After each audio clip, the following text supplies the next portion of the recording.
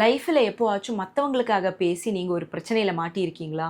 நான் மாட்டியிருக்கேன். Story time. நான் படித்த ஸ்கூலில் 10th வரைக்கும் தான் இருந்துச்சு. ஸோ 11th and 12th ஒரு புது ஸ்கூலில் ஜாயின் பண்ணி தான் படித்தேன். என்னோட சில ஃப்ரெண்ட்ஸும் பழைய ஸ்கூல்லேருந்து புது ஸ்கூலில் என் கூடயே வந்து ஜாயின் பண்ணிக்கிட்டாங்க. So new school, new friends, new teachers, இந்த ஒரு புது என்விரான்மெண்ட்டில் நிறைய பிரச்சனைகள் நம்மளுக்கு இனிஷியலி வரும்ல, அந்த மாதிரி எங்களுக்கும் சின்ன சின்ன பிரச்சனைகள் எல்லாம் வந்துச்சு. அப்போ என் கூட வந்த ஃப்ரெண்ட்ஸ் என்ன சொன்னாங்கன்னா, இந்த பிரச்சனையெல்லாம் டீச்சர்கிட்ட சொல்லணும், அதுக்கு நீ தான் பெஸ்ட்டு, நீ தான் நல்லா பேசுவியே, நீ சொன்ன டீச்சர்ஸ்க்கு புரியும் அப்படின்னு என்னை ஏற்றி விட்டாங்க.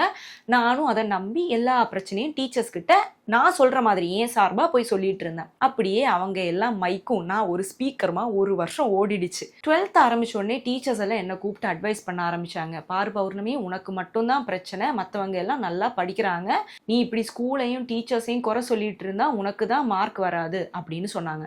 அப்பதான் எனக்கு என்னோட மிஸ்டேக் புரியுது. நான் நேரா போய் என் ஃப்ரெண்ட்ஸ் கிட்ட சொன்னேன், இதுக்கு மேல உங்களுக்கு ஏதாச்சும் பேசணும்னா நீங்களே பேசிக்கோங்க, என்ன இந்த மாதிரி மவுத் பீஸ் ஆக்க வேணாம் அப்படின்னு சொன்னேன். அது வரைக்கும் அந்த டேமேஜ் எல்லாம் என்னால் மாற்ற முடியல. பட் ஓரளவுக்கு 12th நல்லா பீஸ்ஃபுல்லாக போச்சு. ஸ்டடீஸில் என்னால் கான்சென்ட்ரேட் பண்ண முடிஞ்சுது. அப்போ இந்த ஒரு சுச்சுவேஷன்லேருந்து நான் என்ன கற்றுக்கிட்டேன்னா, ஃப்ரெண்ட்ஸுக்காக எல்லாம் பேசலாம், பிரச்சனை இல்லை. ஆனால் இந்த பேசுகிற டாபிக் ஒரு பிரச்சனை ஆயிடுச்சுன்னா இந்த ஃப்ரெண்ட்ஸ் உங்கள் கூட நிற்பாங்களா இல்லை கிளம்பிடுவாங்களான்னு யோசிச்சுட்டு வாயை திறக்கணும்.